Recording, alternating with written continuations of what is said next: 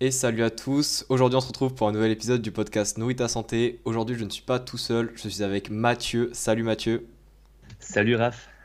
Aujourd'hui on va parler de tout ce qui est musculation et juste avant de démarrer un petit peu le sujet et d'aller plus en détail dans ce qu'on va parler, est-ce que tu pourrais te présenter s'il te plaît?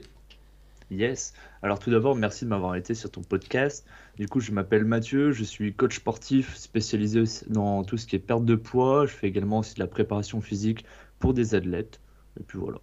Ok, ça marche. Et du coup aujourd'hui on va parler un petit peu de tout ce qui est surtout tout ce qui est un petit peu organisation en musculation, comment programmer ses séances, etc. pour notamment la progression, pour atteindre ses objectifs. Et une première question, donc on va attaquer assez direct, enfin on va aller directement dans le sujet. La première question que je voulais te poser, qui est une question que beaucoup de personnes se posent au début quand on commence la musculation, c'est comment est-ce qu'on choisit le nombre de séances qu'on va faire dans une semaine enfin de façon à ce que ça nous corresponde au mieux. Yes. Alors ça, c'est vraiment une bonne question parce qu'elle revient très souvent. Combien de séances? Est-ce que c'est 2, 3, 5? Je pense qu'il n'y a pas tout à fait de bonne ou de mauvaise réponse. Le plus important, c'est d'abord de savoir combien de séances on est sûr de pouvoir faire chaque semaine. Hmm. C'est-à-dire que il y a beaucoup de personnes quand on le commence, voilà, on est motivé, on veut en faire plein, on veut aller 5 fois à la salle, on veut vraiment progresser très rapidement. Mais au final, on se rend compte que d'une, c'est pas vraiment faisable parce que des fois on a des grosses semaines. Quand la motivation diminue un petit peu, bon, 5 séances, on n'arrive pas à s'y tenir. Du coup, au final, souvent on arrête ou on diminue et c'est vraiment pas très structuré. Donc l'idée, moi, je pars toujours du principe de vaut mieux commencer par faire moins mais être sûr de pouvoir tenir ce rythme sur la durée. C'est que Ouais. si on se dit, OK, je veux faire 3 séances par semaine, il n'y a aucun problème, mais est-ce que ce rythme, tu peux le tenir sur 6 mois, sur un an? Quand tu as des grosses semaines de boulot, est-ce que tu peux toujours faire ces 3 séances par semaine, ou alors est-ce que ça va modifier? Et en fait, partir de là, vraiment du minimum qu'on peut faire toutes les semaines, et déjà se baser là-dessus. Donc, vaut mieux faire un peu moins. Moi, c'est ce que je dis souvent aux personnes que j'ai en coaching. Pareil, je leur demande combien de séances elles veulent par semaine. Des fois, je vois des 5 ou 6 séances. C'est une Ouais. personne qui n'a jamais fait de sport avant. Je me dis, oula, c'est un peu beaucoup.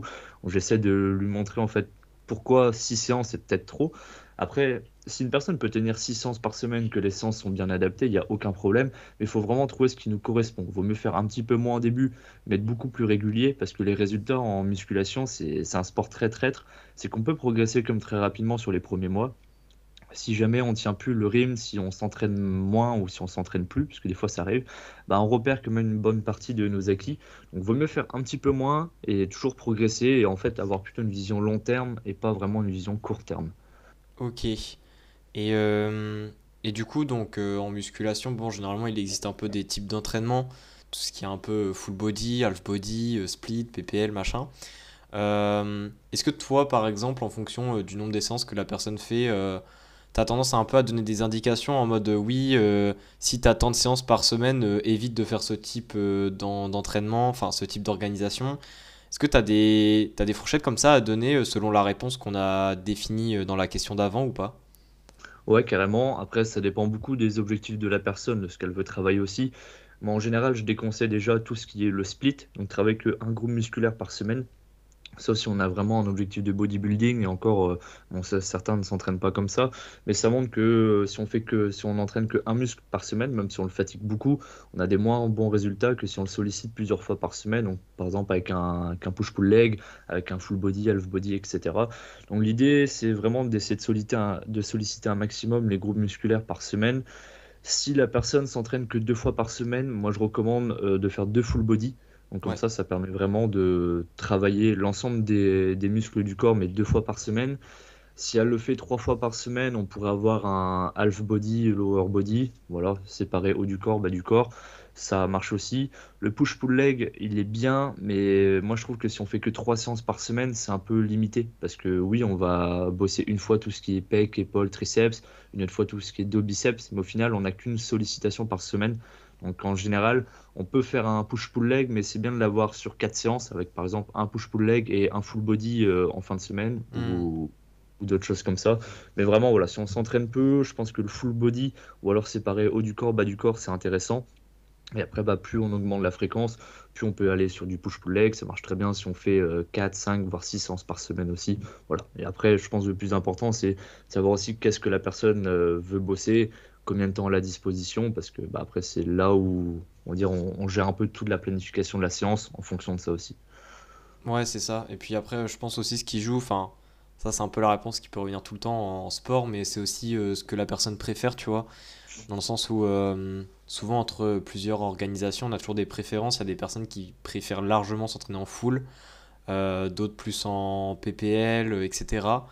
Je pense qu'il y a ça aussi. Et puis, qu'est-ce que je voulais dire? Il y a aussi le fait de... Tu sais, parce que généralement, les personnes, quand... c'est pour ça que je posais cette question. Mais généralement, je remarque, et je pense que toi tu le remarques encore plus, mais quand les personnes demandent ouais, je choisis quoi entre du half body, du split, machin, elles se prennent tellement la tête que tu sais, là t'as pris un exemple de oui, faire du PPL, après tu fais une full body en fin de semaine. Et en fait, il y a plein de personnes qui, je sais pas pourquoi, mais elles pensent que tu peux pas, entre guillemets, mixer deux trucs, tu vois. Genre, je sais pas si tu vois ce que je veux Ouais. dire. Si ouais, que un entraînement, enfin si on a un schéma d'entraînement, on peut pas en Ouais, faire d'autres. Ouais, ça marche pas comme ça en réalité. Et après, tu vois, ce que tu as dit, c'était très intéressant, mais faut avant tout faire ce qu'on aime aussi, sur lequel on se sent le mieux. Voilà, si ouais, on préfère faire un PPL, même si c'est qu'une fois par semaine, mais qu'on progresse bien. Voilà. Pourquoi chercher à se prendre la tête? Si on progresse, si ça nous convient, je pense que c'est le plus important. Si on veut tenir dans la durée, encore une fois, il faut que ça nous convienne. Donc si voilà, si on n'aime pas du tout faire des full body, bah, on peut faire d'autres choses. Après, il faut aussi tester, regarder ce qui marche sur nous, ce qu'on préfère et dans lesquels on a des résultats aussi. c'est ça. Et justement, une fois qu'on a déterminé un peu notre nombre de séances, notre schéma de séances, est-ce que tu aurais des conseils sur, on va dire, comment bien programmer justement son entraînement selon son, on va dire, son emploi du temps personnel, son organisation et son temps libre? Est-ce que tu as des conseils souvent que tu donnes aux personnes qui sont pas trop, qui savent pas trop comment s'y prendre ou pas? Ouais, alors en général, j'utilise le même schéma d'entraînement, peu importe si on a choisi un split, un PPL ou autre chose.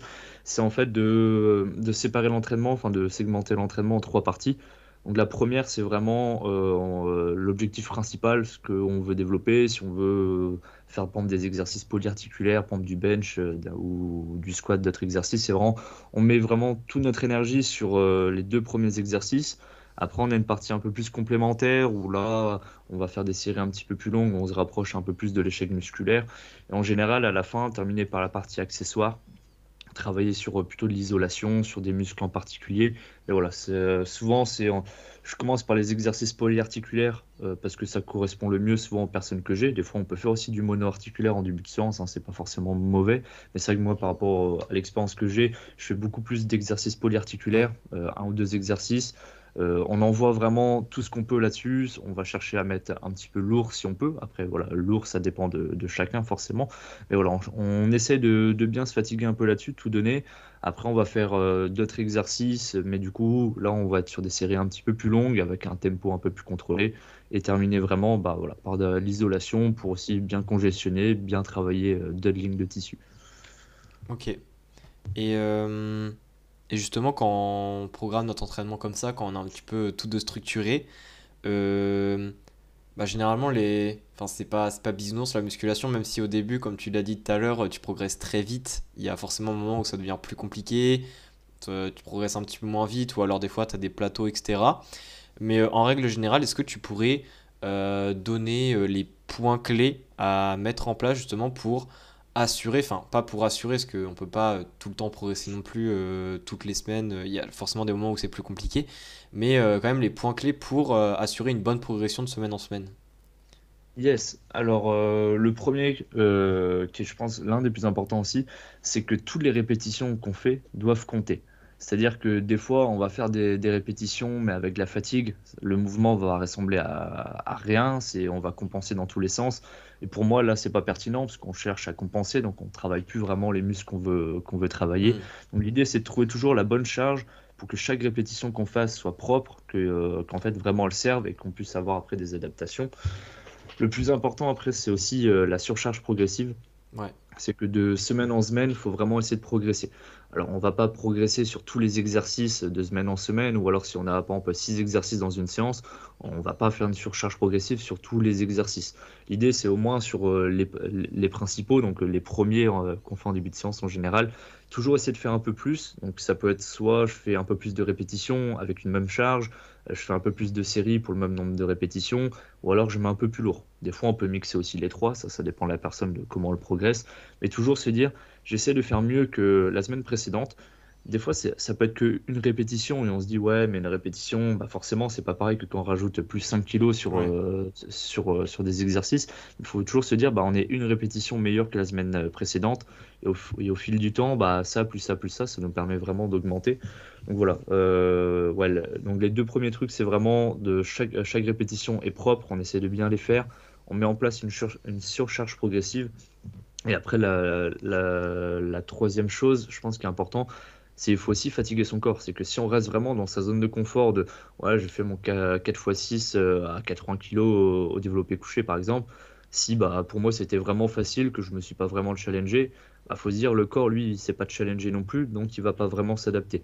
Hmm. Donc il faut aussi que dans l'entraînement, on aille chercher un peu la fatigue. On peut parler aussi d'échec musculaire.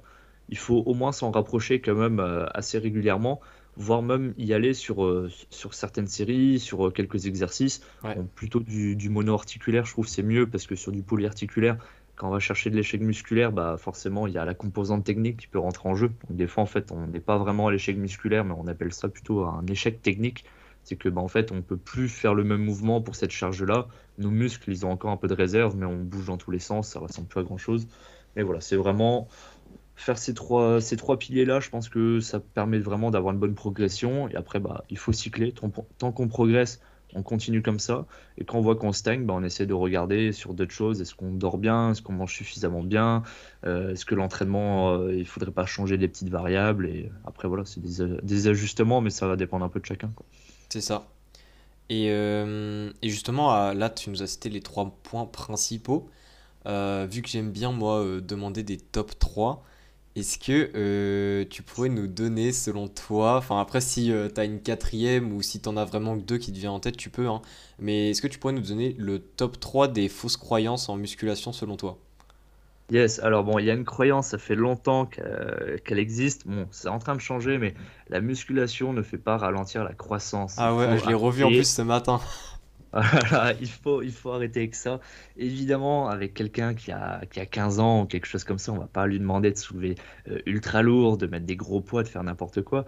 Mais si les mouvements sont adaptés, si la personne peut faire les mouvements, bah voilà, il n'y a aucun problème. Faut se dire, dès qu'on fait du foot ou du rugby ou des choses comme ça, il y a des impacts qui sont quand même beaucoup plus importants sur le corps, sur les articulations, que quand on va faire du développé couché en série quand même assez légère, où on contrôle bien la charge. Donc il n'y a Hmm. aucun problème.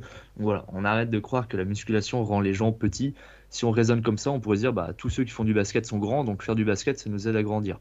Ça, j'ai vu, c'était, je crois, Olivier Bollier qui avait sorti cette comparaison, et je la trouve bien. Si la musculation voilà, nous rend petits, bah, si on fait du basket comme ils sont tous grands, on va devenir grand. Bon, on voit très bien que c'est quand même assez Ouais, limitant c'est et, ça. et que ça montre un peu le ridicule. Ensuite, la deuxième chose, ça on retrouve beaucoup, même moi je l'ai fait avant, c'est un peu d'avoir la mentalité no pain, no gain. Ouais. C'est que on va vraiment chercher à chaque fois à faire le max qu'on peut, à faire plein de séries. Voilà, quand je veux faire les pectoraux, je fais 4 exercices, je me les fatigue dans tous les sens. Voilà, je fais plein. Et en fait, tout ça, c'est du volume qui sert à rien, sauf si ce n'est à ralentir notre progression, voire même à se blesser. Par exemple, si on reprend l'exemple des pectoraux.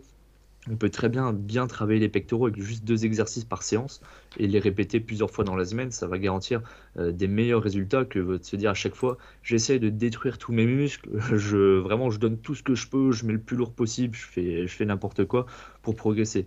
Ça marche pas. Et le problème aussi avec le no pain, no gain, c'est d'une, on se fatigue beaucoup trop, donc c'est compliqué d'enchaîner les séances.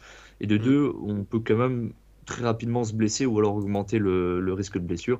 Forcément, si on est blessé, on va progresser beaucoup moins vite. Donc voilà, l'idée, il faut voir la musculation, il faut le voir à long terme. Donc plus vous gardez votre corps en bonne santé, plus vous entraînez correctement, que vous écoutez aussi votre corps, bah forcément, plus ça va garantir une longévité dans ce sport. Et donc c'est vraiment ce qu'il faut adopter. C'est ça. Et ensuite, sinon, le dernier point, alors ça, des fois, c'est controversé, ça demande un peu de nuance, mais il n'y a pas de bon ou de mauvais exercice. Si on voit souvent, des fois, ou même sur les réseaux, faut pas faire cet exercice, faut pas faire ci, ça c'est pas bon, ou même des fois on entendait, ouais, le crossfit, ça blesse les gens. Non, c'est pas le crossfit qui blesse les gens, c'est les gens qui ne peuvent pas faire du crossfit. Pareil, un mouvement, il n'est pas forcément mauvais. On dit développer couché, on peut pas faire toucher la barre sur ses pecs si on a des grands bras et une petite cage thoracique. Moi, c'est le cas. J'ai vraiment des longs bras, j'ai une petite cage, donc en soi, j'ai pas la bonne morphologie pour faire du développé couché si on raisonne comme ça. J'arrive à faire poser la barre sur mes pecs à chaque fois, j'ai pas de problème. Voilà, c'est juste une question de est-ce que notre corps a les capacités de faire ce mouvement? S'il les a, alors on peut faire cet exercice, on peut charger, on peut s'entraîner dessus. Maintenant, bah, si notre corps n'a pas la capacité de le faire, bah, il y a deux options. Soit on regarde, est-ce qu'on est vraiment obligé de faire cet exercice, ou alors est-ce qu'il y a des variantes? Ouais. Et si jamais on n'est pas obligé de le faire, bah voilà, on adapte l'entraînement, ou alors on bosse sur ses articulations, sur sa mobilité pour pouvoir faire plus de mouvements. Bah ouais, C'est c'était un ça. peu les trois points, je pense, qu'on retrouve souvent. Après, il y en a plein d'autres, hein. Même si toi, Oui. t'en as d'autres en tête, n'hésite pas non plus, hein. Non, mais là, c'est intéressant les trois points que tu as dit.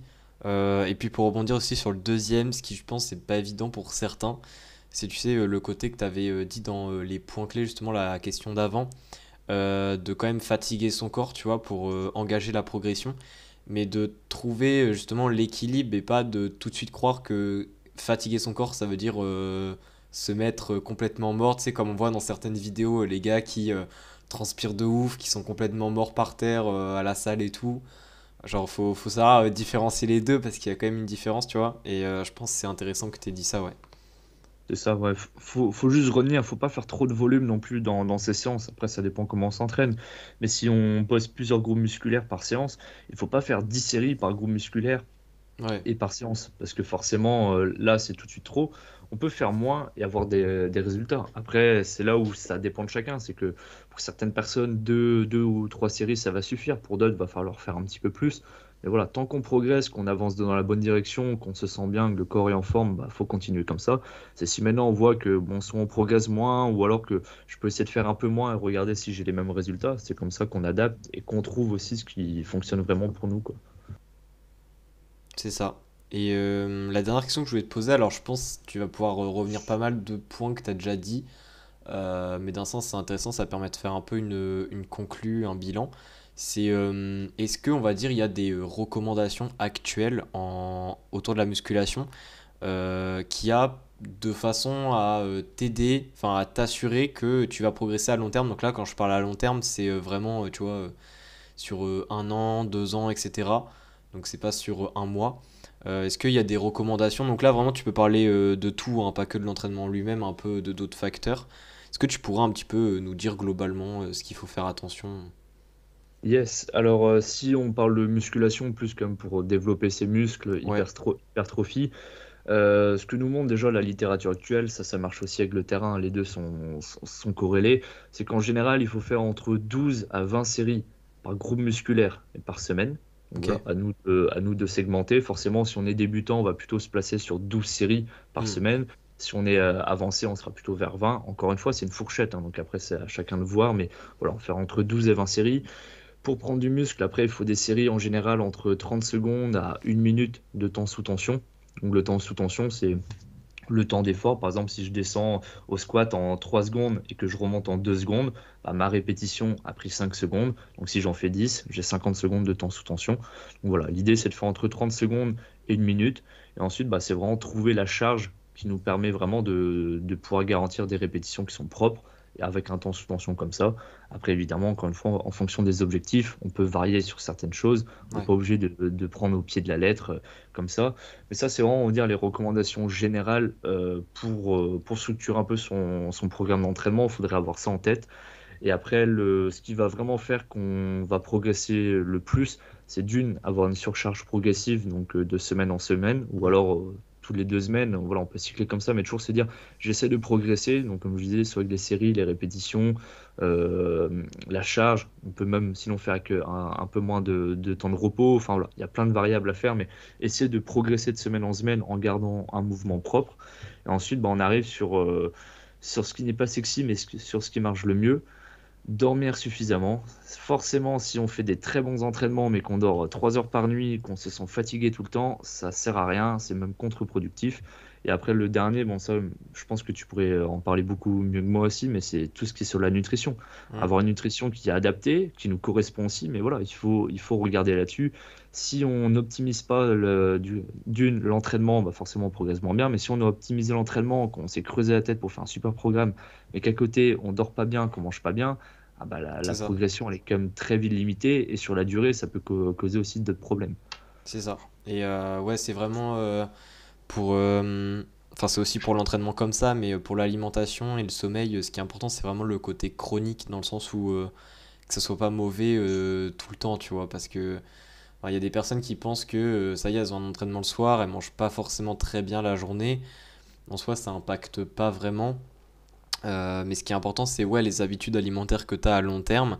Et pour le sommeil, c'est pareil, tu vois. Genre, il y a des fois où tu passes une mauvaise nuit, t'es limite à te dire, bah, la séance que je vais faire aujourd'hui, ça sert à rien et tout, tu vois. Mais au final, une semaine, enfin, pardon, une nuit de sommeil qui est mauvaise va pas forcément impacter ton entraînement la journée. C'est juste à partir du moment où ça se répète tout le temps, où tu dors mal tout le temps. Et là, oui, là, ça pose problème. Donc, je pense que ouais, il y a le côté un peu pilier là-dessus. Moi, j'ai tendance à dire que s'il faut vraiment essayer de voir un peu les trois ensemble, je dirais même que le sommeil, il a quand même enfin, il soutient à la fois l'entraînement et la nutrition, dans le sens où quand tu dors mal, déjà tu t'entraînes moins bien parce que tu as quand même moins d'énergie, tu es un petit peu moins concentré, bon bref, il y a ça. Et généralement, quand tu dors mal, tu as tendance aussi à moins bien manger. Après, ça dépend des gens, mais c'est une règle assez générale. Du coup, je pense que ouais, faut faire attention aux trois points qui sont quand même assez liés chacun. Ouais, le sommeil, mais même moi avec du recul, c'est que maintenant que j'en prends vraiment conscience. Au début, quand j'ai commencé, moi, je pense que j'ai fait beaucoup d'erreurs comme pas mal de personnes. Voilà, le sommeil, on se dit, bon, c'est pas grave, on va s'entraîner, et on pense pas trop à ça. Et au final, avec du recul, bah, c'est comme, je pense, quelque chose qui a l'un des plus gros impacts aussi sur bah, notre entraînement, mais sur notre niveau d'énergie dans notre journée. Comme tu dis, ça impacte beaucoup de choses, même au niveau de la nutrition. Ouais, Et en plus, c'est quelque chose quand même qui est pas désagréable à faire. Il faut juste dormir. c'est ça, Je c'est veux dire, ça. voilà, c'est pas comme des séances où des fois on peut faire des trucs, bon, bah, c'est pas toujours qu'une partie de plaisir, mais ah, ok, dormir, on se met dans son lit, on dort, ça c'est quand même vraiment facile. C'est ça. Et non, bah du coup après, je pense que ces trois points-là, faut pas non plus faire une fixette dessus, mais je pense que c'est toujours intéressant de chercher à un minimum structurer l'alimentation et le sommeil quand on cherche à avoir un bon entraînement. Après, faut aussi, je pense, accepter, tu vois, dans l'entraînement, même si là je parlais d'une progression à très long terme, justement, vu que c'est à très long terme, faut aussi accepter le fait qu'il y ait des périodes où tu peux pas autant être, on va dire, sur le contrôle, façon de parler, de ton alimentation et ou de ton sommeil. Et que du coup, peut-être que ton entraînement sera un petit peu moins optimisé ou tu progresseras peut-être un petit peu moins vite. Mais après, je pense que un peu les périodes où tu as une progression un peu ralentie fait aussi partie de la progression générale, tu vois. Ça, Ouais, carrément. c'est ça. Ça serait, enfin, on va dire, ce serait trop facile si on progressait à chaque fois de plus de kilos chaque semaine. Au fil des années, ça serait top.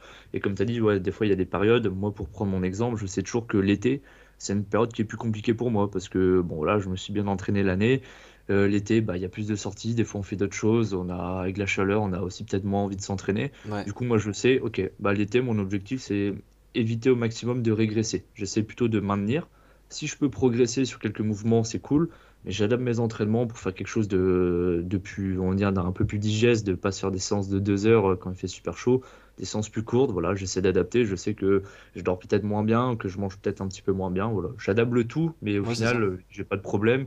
Et je sais que bon, bah moi, en cette période-là, je sais que c'est plus compliqué de progresser. Je n'ai pas forcément envie de faire plein d'efforts pour réussir. Je me dis, ok, je peux m'octroyer 2 mois où je vais plutôt faire du maintien, faire des séances, prendre du plaisir et pas être fixé sur vraiment, il faut que je progresse, il faut que je mette plus de kilos la semaine prochaine sur ce mouvement, etc., quoi. Non, mais c'est ça, c'est ça. Mais je sais pas du coup si t'avais, même sur toutes les questions que je t'ai posées, tu pensais à quelque chose à ajouter ou quoi, ou est-ce que tu penses avoir dit à peu près tout? Moi, je pense qu'il y a quelque chose qu'on peut en parler un peu brièvement, on va pas trop rentrer dans les détails, mais ça revient souvent aussi, Ouais, c'est quel complément alimentaire utiliser. C'est que les personnes commencent la salle de sport à trop bien, allez, je vais prendre plein de shakers de whey, je vais prendre la créatine, on m'a parlé des BCA, enfin, oui, entend tout un tas de choses et pour moi, je pense que ça, c'est déjà aller beaucoup trop dans le détail dès le début. Hmm. Pour moi, un peu la marche à suivre, bon, c'est vraiment, on essaie d'avoir un plan d'entraînement qui est structuré, qui est propre, qui nous convient et dans lequel on peut vraiment maintenir son nombre de séances qu'on s'est fixé chaque semaine. Après, bah forcément, on essaie déjà de bien dormir, faire ce qu'on peut. Au niveau de la nutrition, bah forcément, on va essayer de l'optimiser un peu plus. Si c'est manger par exemple plus de glucides, manger un petit peu plus de protéines, Ouais. regarder sur un peu tous les micronutriments, mais voilà, essayer de faire un peu plus attention à ce qu'on mange parce que on va dire c'est comme notre carburant aussi pour progresser. Et vouloir trop se poser la question sur quel complément alimentaire prendre au début, déjà, bah, ça coûte de l'argent. Donc, Hmm. si on peut faire sans, ou alors bah, trouver d'autres alternatives, je pense que c'est bien, surtout on va dire, si on est étudiant ou des choses comme ça, on Ouais. n'a pas non plus un budget de 200 euros par mois en complément, en plus des courses. Mais voilà, c'est vraiment aller étape par étape. Si on respecte bien les trois piliers qu'on a dit, on va déjà bien progresser.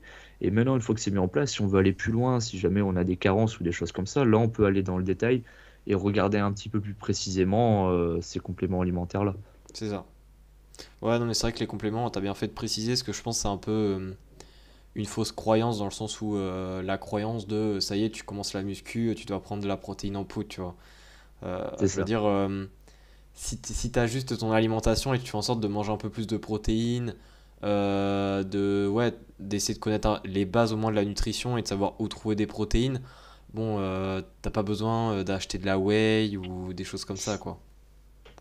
Non, bien sûr. Après, des fois, ça peut être en solution aussi de secours. Bon, bah, C'est ça. si par exemple, on mange dans les restaurants universitaires ou dans des choses où on peut pas toujours contrôler un peu nos apports ou la qualité de ce qu'on mange, bon, avoir un petit shaker à côté, ça pose pas de problème quand on sait pourquoi on le prend. C'est parce que, Hmm. ok, aujourd'hui, bah, je sais que je vais manger moins de protéines. Le soir, j'ai pas envie de m'envoyer pas mal de poulet à manger parce que bah, c'est plus compliqué. Ok, je peux me prendre un petit shaker, par C'est exemple, ça. à 4 heures ou à un autre moment. Ça pose aucun problème. Mais bon, se dire, ah, je vais prendre des protéines. Plus je vais en prendre, plus je vais prendre du muscle. Oh, bah, ça serait beau déjà. Ça serait vraiment facile. Ça marche pas comme ça. Et en plus, bon, ça, corrige-moi peut-être si je me trompe, mais si on prend trop de protéines, il y a quand même une grande partie qui est éliminée par l'urée aussi. Ouais, ouais, C'est ouais, si on bah oui, surconsomme enfin. par. Bah en fait, quand tu manges trop de protéines, il y a déjà une partie qui est éliminée par l'urée, enfin, ça fait un peu le bordel, et puis il y a aussi une partie qui est un peu transformée sous forme de certains glucides et tout. Au final, bah, enfin, ça revient limite au même que si tu mangeais plus de glucides, un peu moins de protéines. Enfin, je vulgarise, mais c'est un peu ça, donc Ouais. Ouais, c'est donc ça. voilà, ça sert à rien de vouloir manger 10 grammes de protéines par pot de corps tous les jours. C'est ça, ouais, ça a pas d'utilité, ouais. À part le budget, il va prendre cher, parce que les protéines, c'est ce qu'il y a de plus cher, mais Voilà, c'est ça. c'est ça. Mais non, ouais. Et après, sur les recommandations un petit peu en protéines, moi, de ce que j'avais vu, c'était environ 1,6 à 2 grammes ou Ouais. 2,2 grammes par kilo de poids de corps, c'est Ouais, ça à c'est à peu peu près? près la fourchette, ouais. Ouais, c'est ça. Parce que après, les vraies recommandations nationales, en fait, de la nutrition, c'est largement en dessous. Genre, c'est 0,8, 0,9 grammes par kilo de poids de corps. Mais après, on est vraiment dans une population générale qui est plutôt sédentaire. Donc là, c'est largement différent qu'un objectif de prise de muscle. Donc, en règle générale, à partir du moment où on arrive à dépasser les 1,5 par kilo de poids de corps, c'est bien. Et puis, ouais, faut se dire, aller au-dessus de 2, dans la grande majorité des cas, ça a vraiment pas d'intérêt. Sauf cas particulier où, je sais pas, il y a d'autres problèmes, des thématiques de, je sais pas, de satiété, des thématiques de compétition. Là, peut-être ça a un intérêt, mais sinon, ouais, ça suffit large. Voilà, moi, je pense que ça c'est bien résumé. Donc, les trois piliers à faire, manger un peu de protéines, être en surplus calorique si jamais on veut prendre un peu Ouais, en masse musculaire. Et voilà, et être patient, quoi. Prendre son c'est temps, ça.